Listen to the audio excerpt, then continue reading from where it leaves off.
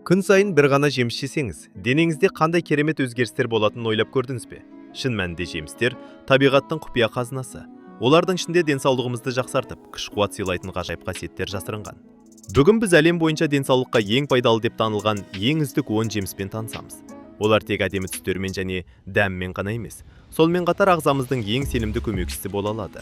Иммунитетіңізді күшейткіңіз келсе де, жастық пен сергектікті ұзақ сақтағыңыз келсе де, бұл жемістер сізге көмектеседі. Дайынсыз ба? Ендеше осы тәтті әрі пайдалы саяхатқа бірге аттанып, өзіңіздің супер жемісіңізді бірге табайық. Біздің 4 төңірек каналымызға келгендеріңізді қарсы аламыз. 4 төңірек каналымыз сіздерге әр апта сайын мәнді де мағыналы ғылыми ақпараттарды жеткізіп тұрады. Тезірек каналымызға тіркелу арқылы осы қазақша каналымызды қолдап, қуаттап қойыңыз. 10 орын. Анар. Қызыл маржан деп аталады. Оның денсаулыққа пайдасы зор. Бұл жеміс құрамындағы күшті антиоксиданттар денедегі жаман зиянды заттарды жоюға, жүрек пен қан тамырларын қорғауға көмектеседі. Ғылыми зерттеулер көрсеткендей, анар жасушалардың қартаюын бәсеңдетіп, қан қысымын реттеуге ықпал етеді. Қала өмірінің қарқынды әрі күйзелісі мол. Адамдар үшін анар нағыз табиғи қорғаныш. Дүние жүзінің бірнеше ежелгі мәдениеттерінде анар өмірдің, молшылық пен ұзақ өмірдің символы саналған. Бүгінгі таңда да көптеген халықтар оның пайдалы қасиеттерін бағалайды. Анар балалар үшін иммунитетті күшейтіп, сүйектің дұрыс дамуына септігін тигізсе, қарттарға жүрек қан тамырлардың жұмысын жақсартады. Жүкті әйелдерге де қалыпты мөлшерде пайдалы. Алайда асқазан жарасы немесе қышқылдық проблемалары бар адамдар анарды аса көп жеуден сақтану керек. Аллергиясы бар болса, алғашқыда аз мөлшерде тұтыну ұсынылады. Қорыта айтқанда, анар дәмді де денсаулыққа пайдалы жеміс. Күнделікті тамаққа қоссақ, денсаулығымызға зор пайдасы болады. 9 орын. Шие. Табиғаттың тәтті сыйы.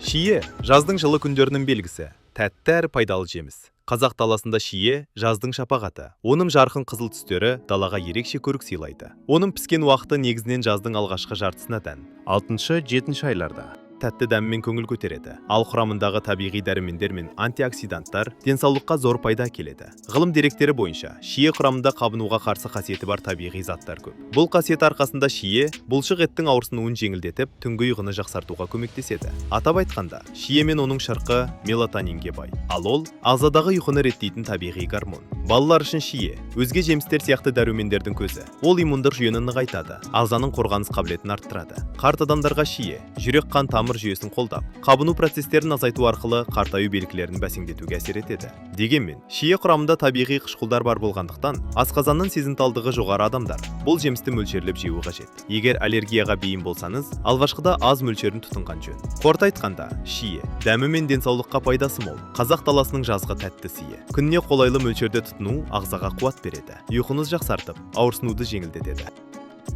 8 орын. Жүзім. Тәттілік пен денсаулықтың қайнары. Жүзім дәмі бай әрі шырынды жеміс. Табиғи антиоксиданттарға толы асқынған денсаулық қазынасы. Оның құрамындағы полифенолдар табиғи заттар. Олар ағзадағы зиянды бос радикалдарды жояды. Жасушалардың қартаюын баяулатып, жүрек қан тамырларының саулығын қолдайды. Ғылыми зерттеулер жүзімді немесе жүзім шырынын тұрақты тұтыну қан айналымын жақсартады, қабынуды төмендетеді және жүрек аурулары мен инсульттің алдын алады деп көрсетті. Сонымен қатар жүзім С дәрумені мен К дәруменіне бай. Олар иммунитетті күшейтіп, қанның ұюына және сүйектің саулығына септігін тигізеді. Табиғи қанттар денеге жылдам қуат береді. Бұл спортпен айналысатындар мен белсенді өмір салтын ұстанатындар үшін таптырмас тағам. Жүзімнің қолданылуы кең. Оны таза күйінде жейді. Кептіріп жүзім мейізін жасайды, шырынын шығарады, тіпті шарапқа өңдейді. Кептірілген жүзім құрамындағы пайдалы заттар концентрленіп, тамаққа оңай қосылады. Шараптың да мөлшерлеп ішкенде жүрекке пайдалы екені белгілі. Себебі оның құрамындағы полифенолдар қан тамырларын қорғайды. Ұсынылатын топқа келсек, жүзім бәріне жарамды. Әсіресе антиоксиданттарды қажет ететін ересектер мен қарттарға пайдалы.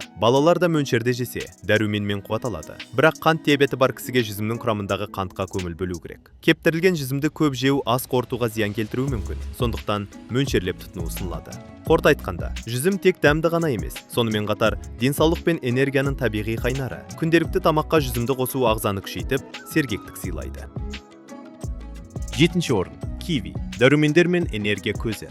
Киви кішкентайда күшті жеміс. Оның құрамында дәрумендер мен минералдар байлығы мол. Әсіресе С дәруменнің құнарлы көзі ретінде танылған. Бір ғана кивиде күнделікті қажет С дәруменнің жартысы немесе одан да көбі бар. Бұл дәрумен иммунитетті жоғарылатып, ағзаны түрлі індеттерден қорғайды. Киви құрамындағы талшықтар ас қорытуды жақсартып, іш қатуды алдын алады. Сонымен қатар құрамында калий, мырыш және басқа да минералдар бар. Олар жүрек бұлшықетін нығайтып, қан қысымын тұрақтандыруға көмектеседі. Зерттеулер көрсеткендей, кивиде жүйелі түрде жүрек қан тамырлары ауруларының қаупін төмендетеді. Кивидің өзіндік қышқылдығы бар. Ол ағзаны тазалап, метаболизмді жақсартады. Құрамындағы антиоксиданттар еркін радикалдарды жоя отырып, қартаю процесін тежейді және тері саулығын сақтауға септігін тигізеді. Балаларға күнделікті рационға киви қосу олардың өсуі мен дамуында маңызды рөл атқарады. Өйткені бұл жеміс энергия береді, әрі иммундық жүйені күшейтеді. Ересектер мен қарт адамдарға киви шаршауды жеңілдетіп, ағзаны жандандырады. Әсіресе суық мезгілде өте қажет. Алайда киви құрамындағы қышқылдық пен кейбір белоктар кейбір адамдарда аллергиялық реакциялар тудыруы мүмкін. Асқазан ішек жолдарында сезімталдық бар кісілерге кивиді ас мәзіріне енгізер алдында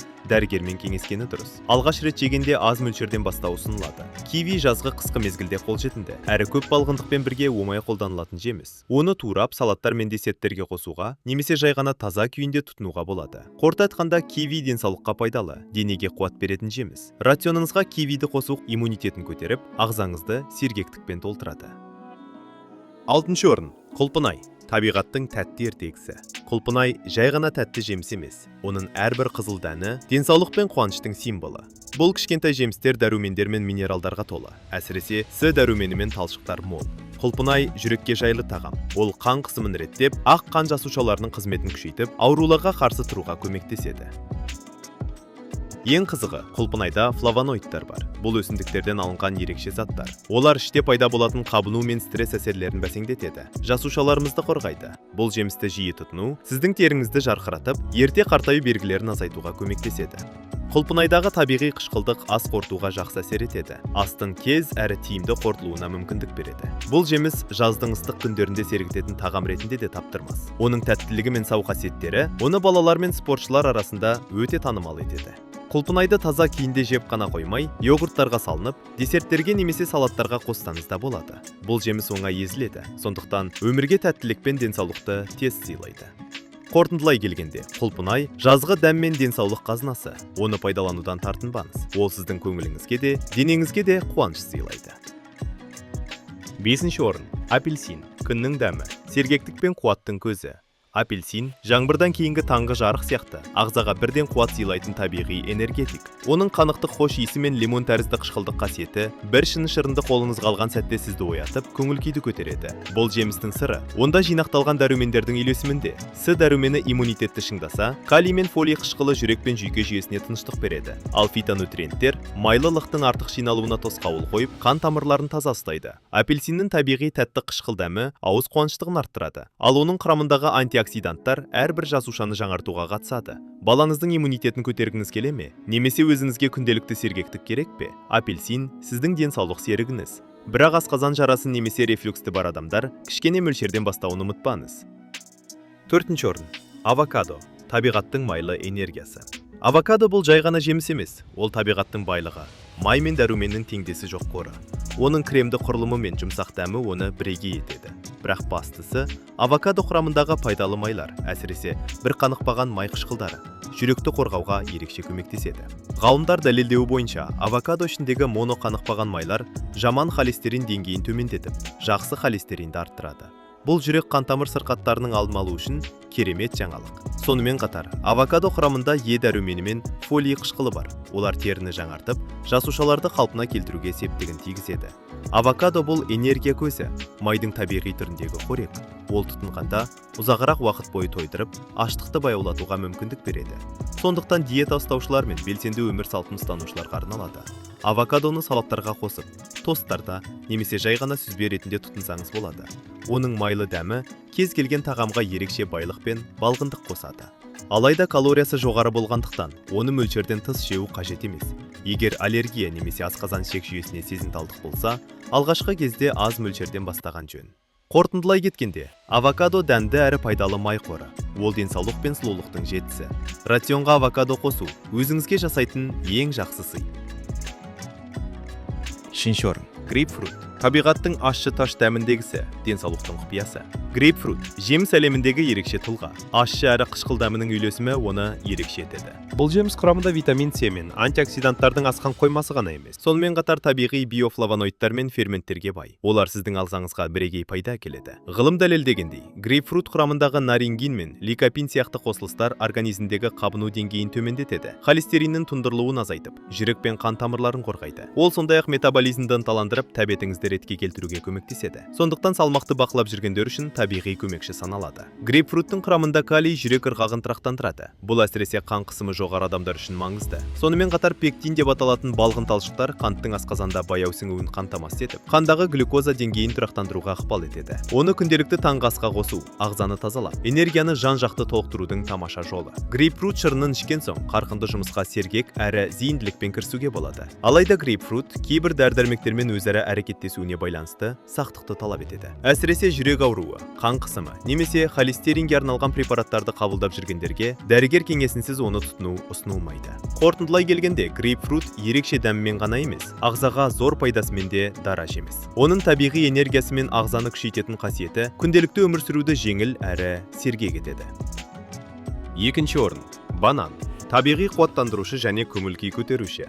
Банан өмірдің жылдам әрі қарқынды ырғағында сенімді серік болатын жеміс. Оның құрамындағы табиғи көмірсулар мен калий ағзаны қуатпен толықтырып, бұлшық еттердің дұрыс жұмыс істеуіне көмектеседі. Сондықтан спортшылар мен белсенді өмір салтын ұстанатындарға бананнан үздік тағам жоқ деуге болады. Ғылым дәлелдегендей, банандағы калий қан қысымын реттеп, жүрек қағысын тұрақтандыруға ықпал етеді. Сонымен бірге бананда табиғи антидепрессант триптофан бар. Бұл зат ағзада серотонин гормонына айналып, көңіл-күйді жақсарта отырып, күйзеліс пен уайымды азайтуға көмектеседі. Банан тез қорытылып, энергияны шапшаң береді. Әсіресе таңертең немесе кешке жеңіл тамақ ретінде өте қолайлы. Оның құрамындағы талшықтар ас қорыту жүйесін жақсартып, ішек жұмысын қалыпқа келтіреді. Балаларға да банан өте пайдалы. Оны оңай шайнап жұтып, оның тәттілігі балғындық сыйлайды. Ересектер мен қарттарға да банан жүрек қан тамыр жүйесін қолдап, ағзаны сергек ұстайды. Дегенмен бананды тым көп жеу қант деңгейін жоғарылатуы мүмкін. Әсіресе қант диабеті бар адамдарға бұл маңызды. Сонымен қатар кейбір адамдарға қарсы көрсеткіш болуы ықтимал. Сондықтан әрдайым мөлшерлеп тұтыну ұсынылады. Қысқасы, банан өмірге қуат,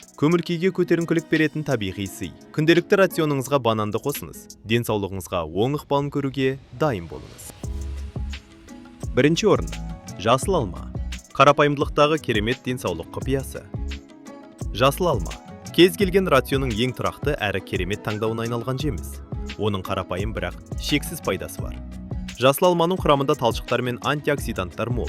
Олар ағзаны зиянды заттардан тазартып, ішектің дұрыс жұмыс істеуін қамтамасыз етеді. Ғылыми зерттеулер көрсеткендей, жасыл алма құрамындағы полифенолдар жүректі қорғап, қан тамырларын күшейтеді. Ол сондай-ақ қандағы қант деңгейін тұрақтандырып, тәбетті реттеуге көмектеседі. Бұл салмақты бақылауда ұстағысы келетіндер үшін өте маңызды. Жасыл алманың төмен калориялы әрі пайдалы құрылымы оны күніне бірнеше рет тұтынуға мүмкіндік береді. Оның құрамындағы табиғи қышқылдар бауыр қызметін жақсартып, организмнің детоксикация процесіне ықпал етеді. Балалар да, қарттар да жасыл алманың пайдасын сезінеді. Балалардың қорғаныс қабілетін арттырып, қарттардың жүрек пен асқазан денсаулығын сақтауға көмектеседі. Сонымен бірге, жасыл алма кез келген салат пен тағамға сергектік пен балғындық қосатын тамаша ингредиент. Ескерту керек. Алманы шайнау арқылы тістеріңіздің саулығын сақтауға да болады. Ол табиғи тазартқыш ретінде әрекет етеді. Қорыта айтқанда, қарапайым бірақ шексіз пайдалы жасыл алма денсаулық пен сергектік кепілі. Әр күніңізге жасыл алма қосып, өзіңізге және жақындарыңызға қамқор болыңыз. Міне, бүгінгі біздің денсаулыққа ең пайдалы 10 жеміс туралы айтарымыз осындай. Әрбір жеміс өзінде ерекше дәрумендер мен қуат көзі бар. Олар сіздің ағзаңызды нығайтып, көңіліңізді көтереді. Сізге қай жеміс ең ұнайды? Пікірлерде бөлісіңіз. Егер видео сізге пайдалы болса, лайк басып, оны достарыңызбен бөлісуді ұмытпаңыз. Арнаға жазылып, хабарландыруды қосыңыз. Барлықтарыңызға алғыс айтамын. Келесі жолы кездескенше, денсаулық пен шаттық сіздің серігіңіз болсын.